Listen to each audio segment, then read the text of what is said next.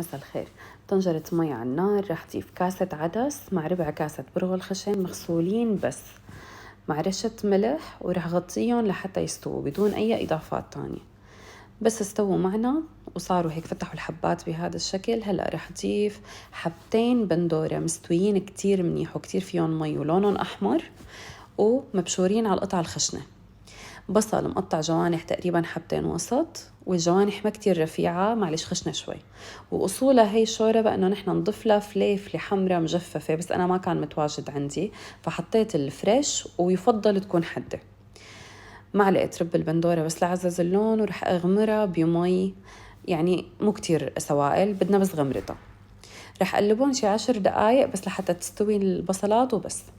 على جنب رح ضيف كاسة زيت زيتون، ولا تسألوني ليش الكمية لأنه الشوربة هيك أصولها. رح حميها كتير منيح.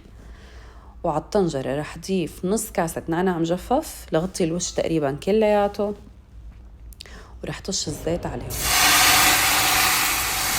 هاي الشوربة يعني هي هيك بتتاكل بهيك أصولها، تعتبر وجبة كاملة، مو شوربة وجبة كاملة بتتاكل وكتير مفيدة وصحية.